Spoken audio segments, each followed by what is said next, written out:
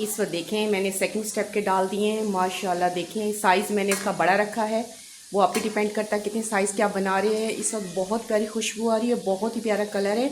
ये बहुत लाइट भी हो जाती हैं और क्रिस्पी होते हैं, बहुत इसका फ्लेवर बढ़ जाता है। बिस्मिल्लाहिर्रहमानिर्रहीम, अस्सलाम वालेकुम। उम्मीद है मेरे तमाम व्यूअर्स खैरियत से होंगे। अल्लाह ताला सबको अपनी ज़ुबान में रखे।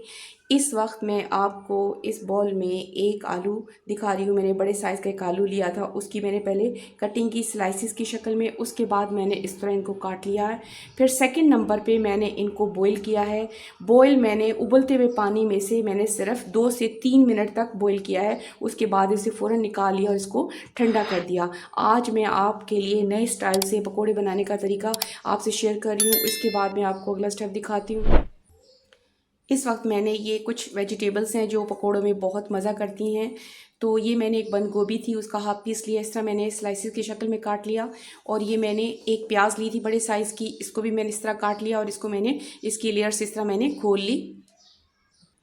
इस वक्त ये ग्रीन चीज़ें, ये मैंने 2 मिर्चें ली हैं, इसको भी मैंने लेंथ वाइज काट लिया क्योंकि पकोड़ों में जो इनकी कटिंग होती है ये मेन है ताकि क्रिस्पी हमारे पकोड़े बने।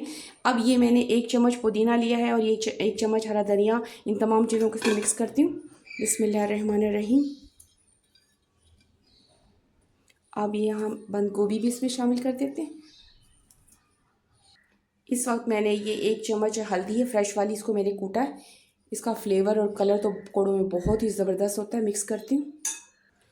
इस वक्त मैं इसमें 1 चम्मच जो है ये धनिया साबुत, यानी मैंने हाथ से इसको दबाया है, ये डाल रही हूँ। इसके बगैर तो पकोड़े मुकम्मल ही नहीं होते। बहुत प्यारी खुशबू आ रही इस वक्त। और ये मैंने हाफ़ चम्मच जो है ये ज़ीरा लिया है, इसको भी हाथ से दबाया है। ये तमाम जो है पकोड़ों की जान होती है मसाले।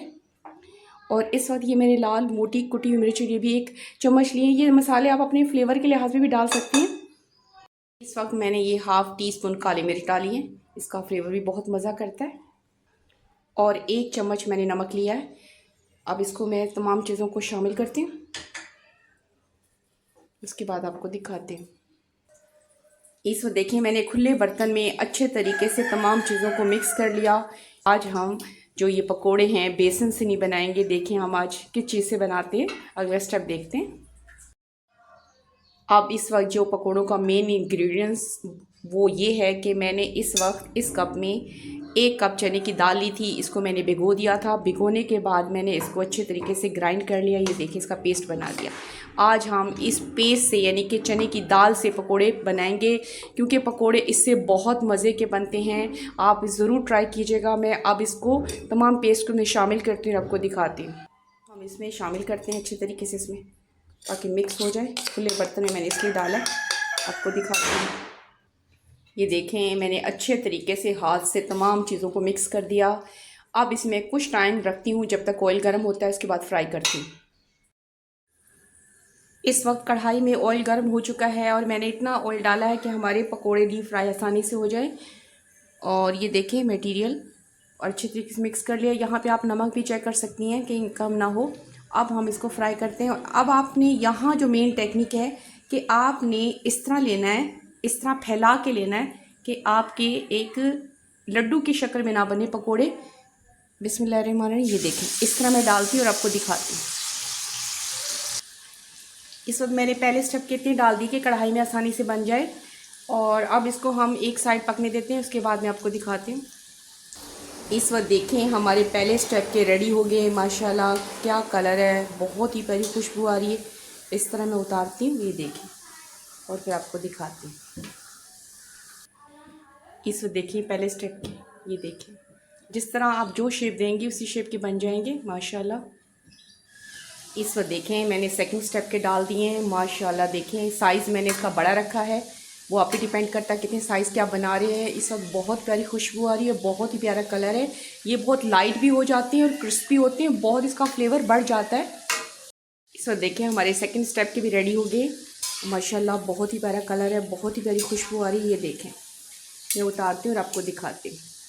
इस वक्त देखिए मैंने सेकंड के उतार लिए माशाल्लाह। देखें ये देखें ये साइज़ और बहुत ही प्यारी खुशबू आ रही है, बहुत ही प्यारा कलर है। इस वक्त हमारा ये लास्ट स्टेप है और मैं आपसे ये भी कह रही हूँ कि हम बिल्कुल सिंपल तरीके से इसको हमने हमारे घर के जो इंग्रेडिएंट्स थे उसी से हमने ये पकोड़े बहुत मज़े के बना लिए हैं। मेन ट्रिक इसमें ये थी कि मैंने इनको कुछ टाइम के लिए बॉईल किया था, जिससे आलू हल्के हो गए और उसका फ्लेवर बढ़ गया। बस इसमें ये चीज़ है। और तो आप इस तरीके से ज़रूर ट्राई कीजिएगा, क्योंकि पकोड़े बहुत मज़े के बनते हैं। और ये भी मुझे बताइएगा कौन किस शहर से और किस मुल्क से मेरी वीडियो देख रहा है, क्योंकि मुझे कमेंट में पढ़ना बहुत अच्छा लगता है और आप लोगों की राय से। और मुझे ये भी बताइएगा कि नेक्स्ट कौन सी आप रेसिपी देखना चाहते हैं। इस वक्त देखें हमारी जो है लास्ट स्टेप है वो भी कंप्लीट हो गया तकरीबन। अब मैं उतारती हूँ। माशाल्लाह बहुत ही प्यारी खुशबू आ रही है। इस वक्त देखें मैंने लास्ट स्टेप भी उतार लिया। देखिए माशाल्लाह बहुत ही ज़बरदस्त है। इस वक्त देखें हमारी रेसिपी बिल्कुल रेडी हो गई। ये देखें माशाल्लाह, ये देखें, मैं आपको तोड़ के भी दिखाती हूँ। ये देखें, ये देखें, अंदर से हर चीज़ अच्छी तरीके से पक चुकी है। अब यहाँ पे आप अपने फ्लेवर के लिहाज से जो भी चटनी केचप जिससे भी चाहें आप खा सकते हैं। ये पकोड़े बहुत मज़े के हैं, क्योंकि मैं रमज़ान में ज़्यादातर जो पकोड़े जो है चने की दाल के बनाती हूँ भिगो के। इसका फ्लेवर और टेस्ट बहुत मज़े का होता है। बेसन की भी बनाती हूँ, लेकिन ये ज़्यादा घर में पसंद किए जाते हैं क्योंकि हल्के हो जाते हैं, ज़्यादा खाए जाते हैं।